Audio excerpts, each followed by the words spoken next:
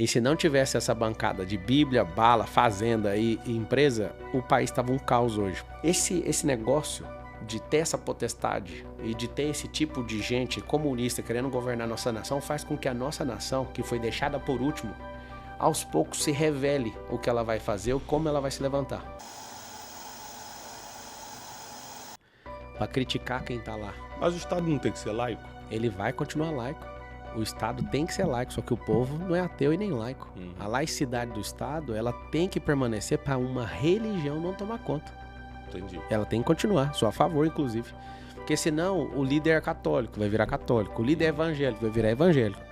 O Estado é uma forma de devolver benefício em troca de imposto. Só que mudar a vida das pessoas, você estando na política, não é só a solidariedade, é você devolver o governo para elas, porque o povo é que manda. Na tese da democracia não é isso? É o povo que manda? E aí tá o detalhe, as pessoas elas perderam esse senso. Você imagina, a gente domina as igrejas, a gente domina alguns lugares, mas não domina naquilo que domina o povo. É o seguinte, contar um segredo para vocês, se não tivesse os irmãos cristãos no parlamento, hoje o país estava perdido. Se não tivesse a bancada da bala, os ruralistas, os cristãos, tanto católicos como evangélicos, Acredito. não critique pessoas porque estão indo para a política. Por quê? Quando você faz isso, as pessoas de bem ficam preocupadas em ir para a política. Segunda coisa, se não tivesse esses caras que eu acabei de falar, empreendedores, agricultores, gente de segurança pública, cara, comunista odeia ter aquele tanto de gente de segurança pública lá dentro do parlamento. E se não tivesse essa bancada de Bíblia, bala, fazenda e empresa, o país estava um caos hoje. Por quê? O legislador legisla segundo o seu caráter. Quando Deus fez os 10 mandamentos, ele estava legislando segundo o caráter dele, não o nosso, porque a gente não dá conta de cumprir aquele negócio lá. Engraçado é que quando veio o último Adão foi o único que deu conta de cumprir os 10 mandamentos. Por que foi o único? Porque aquilo estava falando da legislação, do caráter de quem fez aquela lei. Deus nunca estava falando pra gente ser perfeito naquela lei, mas estava falando assim, ó, eu faço e só quem que tem essa deidade que consegue fazer. Só ele e Cristo que deu conta de cumprir os 10 mandamentos. Aí alguém fala, eu dei conta. Checa direitinho que você vai ver que você não deu conta. Alguma coisa falhou. Tem alguma coisa errada aí. Eu tô falando de 10, não falei de 613 ordenanças, tô falando só os 10. Por que eu quero que você entenda isso? A sociedade ela é movida por montes. E a gente, como cristão, tá deixando gente maluca governar em coisas que eles nem sabem o que eles estão fazendo. Por exemplo, o comunismo ele é uma praga. Matou mais de 200 milhões de pessoas e ninguém leva a sério isso. Isso aí tinha que ser criminalizado. Isso, né? Criminalizado. Impressionante isso, né? Agora, ó, Nicarágua acabou de expulsar o embaixador brasileiro, lá é uma ditadura e passou do ponto. Porque sempre o comunista ele vai parecer agradável, sedutor, parece alguém, né? Uma pessoa que vem para matar, roubar, destruir, vem de forma sedutora. Quando ele toma o espaço... Oferece coisas aparentemente prazerosas. Vantajosas. ROIs rápido demais. Muitas vezes maior do que você está investindo. Quando ele passa essa fase, ele fala, agora é minha vez, devolve o que eu te dei. Só que tem que devolver com tudo. Com a sua alma, com o seu espírito, com a sua vida, né? Então, é assim que funciona o comunismo. Quando ele entra através do voto. Para arrancar tem que ser... Deixa para lá. Por exemplo, já está sabido mundialmente que a Venezuela perdeu a eleição lá. Quer dizer, o povo ganhou a eleição e quem perdeu foi o Maduro. Então o Maduro, eu acredito que no máximo em 10 dias ele cai, tá? Já tem acordos com os Estados Unidos, né, para fazer exílio dele e tudo.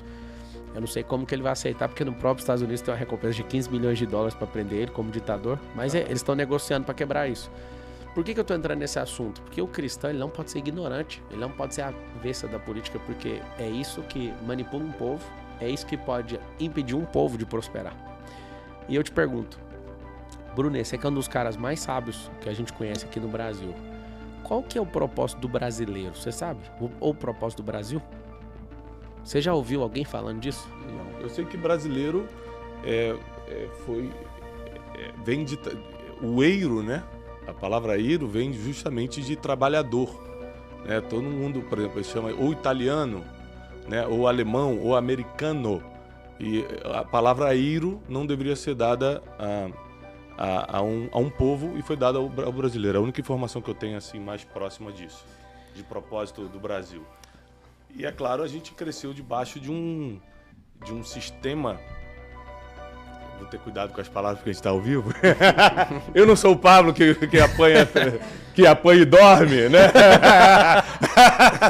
Eu não apanho e durmo. Então, assim, a gente cresceu debaixo de um sistema, a gente foi colonizado de qualquer forma, né, irmão? A gente foi colonizado de qualquer forma. Então, eu acho que tem alguns erros para corrigir sério e só a política corrige. Vamos lá.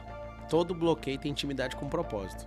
Vamos lá. Fomos colonizados. Se você inverter o bloqueio da nação que foi colonizada, ela foi chamada para libertar um povo. Fomos escravizados debaixo de perversão.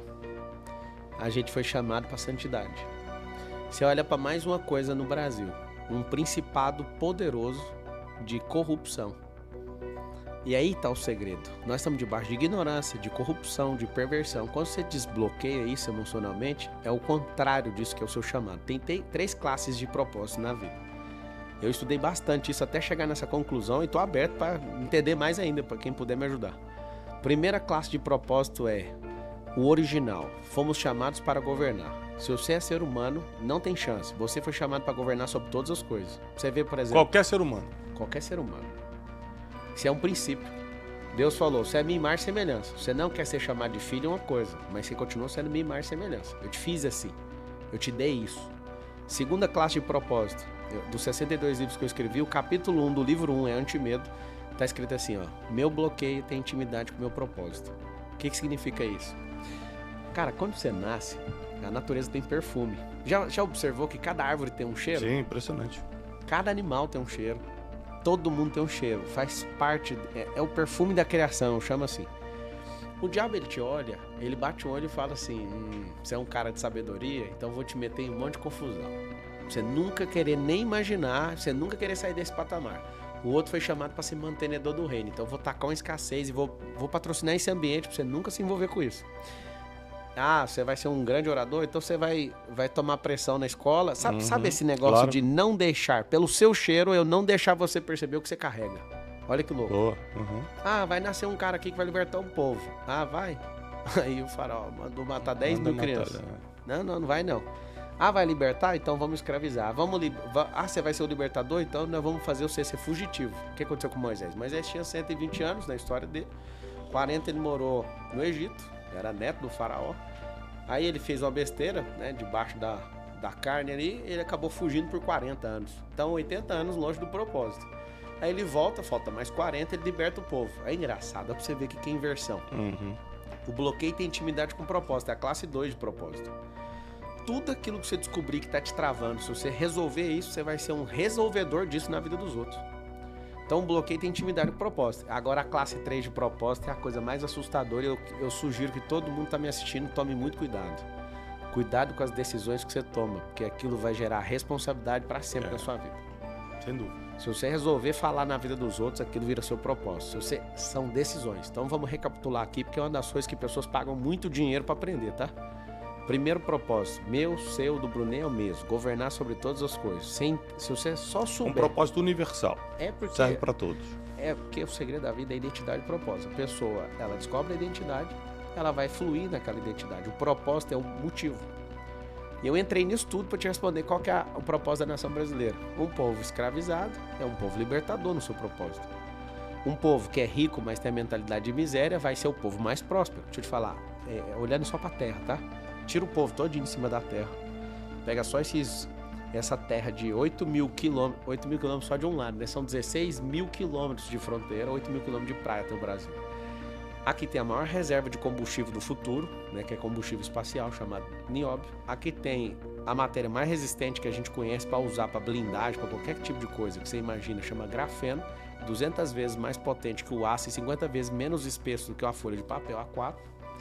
Aqui tem o maior aquífero do mundo, aqui tem o maior espelho água do mundo, aqui tem o maior rio do mundo em volumetria. Perde em extensão para o Rio Nilo, mas em volumetria não tem nenhum rio que ganha. Aqui não tem intempérie, não tem vulcão, não tem neve, tem 3 safras na maior parte do território. A terra é fértil de uma ponta a outra. Que lugar que é esse? Esse lugar é o Éden. 500 anos atrás, Bruno, só tinha no Brasil gente pelado, cara. Não tinha nenhum outro lugar no mundo. E aí é o seguinte, você vai ver todo o processo de Hégira, do povo islâmico, por exemplo, o Brasil foi deixado por último. Tem alguma coisa aqui no Brasil. Esse negócio de ter essa potestade e de ter esse tipo de gente comunista querendo governar nossa nação faz com que a nossa nação, que foi deixada por último, aos poucos se revele o que ela vai fazer ou como ela vai se levantar. Aí eu vou te falar de dois caras agora, um cara que é crente e um cara que é presidente de uma nação. Testemunho igual. O Billy Graham, o saudoso Billy Graham, ele, certa vez ele estava orando pelas bandeiras de várias nações, não sei se você conhece esse testemunho, passou as bandeiras, chegou a vez do Brasil e ele falou, essa nação é a nação dourada, ela vai se levantar. Bom, aí agora eu tive uma conversa, já encontrei algumas vezes com, e gosto muito dos conselhos dele, do Michel Temer, e o Temer contou para mim pessoalmente que um dia ele e o Xi Jinping, que é o presidente da China, olha que louco, o presidente da China fala assim pro Temer, nós queremos estar com vocês porque nem vocês sabem, mas vocês terão os anos dourados. Nosso maior investidor hoje, o que mais compra na balança comercial do Brasil hoje é a China, o que mais investe em infraestrutura no Brasil é a China. E o que ele falou? Vocês terão os anos dourados.